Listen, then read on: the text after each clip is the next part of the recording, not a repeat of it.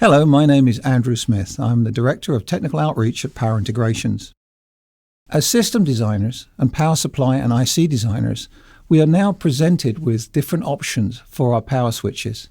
Silicon is very familiar to all the engineers who have been around for a while. We're very comfortable using it. It has good performance. It's very reliable. Gallium nitride, a more recent introduction, offers the benefits of very high efficiency, very small die sizes, which allow very compact packages that really allow us to go in some interesting directions that we weren't able to do before. Silicon carbide provides really good high voltage performance and is very stable at high temperature, and that makes it useful for some more exotic applications. What we need to do is consider how we bring all these benefits together in a system that the engineer can use, which will make it straightforward for the engineer to design his system. What we need to do as system integrators and IC creators is bring in the benefits that we can achieve with the new switching technology while eliminating some of the issues that might be associated with using it in a new environment. GaN devices can switch very quickly, but by integrating them appropriately inside the device, we can actually make them perform in a very similar way to silicon. If we look at the curves at the top of the page, we'll see a comparison of turn-off for silicon and GaN devices, and it looks very similar. That's because the driver characteristics can be optimized for the different switch types to make them look the same to the engineer. We can still get all the benefits of GaN, but we can make it behave like silicon.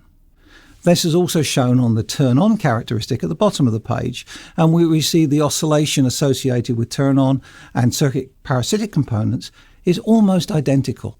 And that's because we're controlling the functions that control silicon performance or GaN performance within the IC. So the aim of this action is to make all the switches look the same. GaN devices offer performance benefits, but silicon is familiar. By adjusting the control technology appropriately, we can make GaN and silicon switch in a very similar fashion.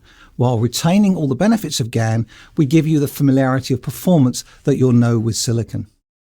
With integration, we can reduce external parasitic components, and that allows us to harness the benefits of the different switch technologies while adjusting the switching characteristics to give a consistent performance. The aim here is to give you the same look to your switching waveforms, whether you use silicon or whether you use GaN, and that allows you as the designer to pick whichever technology is most useful for your particular application. What we haven't considered yet is the effect of line voltage changes around the world. We're all very familiar with some of the requirements in North America or Europe, but there are other voltage ranges in other parts of the world, and things like the effects of voltage swells in main networks in countries with developing economies are well known to power supply engineers in the appliance market. So what we need to do is look at how these different switch technologies can help us design systems that are extremely robust, even in adverse AC voltage conditions. GaN is interesting. It has a different characteristic when exposed to high voltages compared to silicon. Silicon devices will go to their maximum voltage and then break down catastrophically. Avalanche breakdown is well known, and when GaN was first introduced, engineers were looking for an avalanche rating. As it happens, GaN does not have an avalanche breakdown in the voltage ranges we're used to seeing. In normal operation, a GaN device, when subject to high voltage, actually sees a small increase in the RDS on, and then the GaN device simply recovers. And you see this in the graph where a GaN device is subject to 650 volts, nothing changes.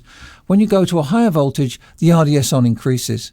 When the voltage returns to normal range, the RDS on slowly recovers back to its normal operating condition. This is very different from the catastrophic failure that you'd see with silicon. This can be very beneficial in a switch mode power supply. In the flyback application, where you're looking at an application which will see perhaps 600 volts DC stress on the switch and a 650 volt maximum rating for normal operation, this capability of GaN devices to operate at higher voltage, we call it the safe surge voltage region, allows the device to keep operating and provide you additional margin for your design. This gives you really excellent performance in the types of application where we see the input voltage rising unexpectedly for a short period of time. So that we've seen that in many applications, GaN will give you a level of performance that makes it more resilient against input voltage transitions. However, if we go to higher voltage systems like a 400 volt AC based system, then silicon comes back into the picture. 900-volt silicon devices are available in the marketplace, and that allows us to achieve very good performance in higher VAC with more margin. And this is what we can do. We can pick the switch technology, silicon for normal voltage, GaN for increased resilience, and then move back to a higher voltage silicon device for high voltage applications. Silicon carbide then creates yet another layer that we can build on top of the existing silicon or GaN solutions. The 1700-volt breakdown capability of silicon carbide is unique, and that allows us to support applications where the equipment is subject to lightning strikes, line swells for a long period of time, even miswire during installation. This will give you a level of robustness that you cannot achieve with the other technologies. And by bringing that technology inside the device and providing appropriate switching and control techniques around it, you can actually get all the benefits of the higher voltage breakdown of silicon carbide whilst making it look like an ordinary switch to the power supply designer. And this makes silicon carbide very useful in applications where the high breakdown voltage compensates for the increased cost associated with creating silicon carbide. So what we've seen that the different technologies, whether it be silicon in either horizontal or vertical implementations, gallium nitride or silicon carbide, all provide unique benefits in the circuit. The aim of the IC integrator is to eliminate any of the concerns for the power supply design engineer with respect to unique performance. With the appropriate control techniques, it's possible to make the switching characteristics for these different technologies look very similar. And that makes the decision for the engineer much easier. Which switch technology gives me the best performance?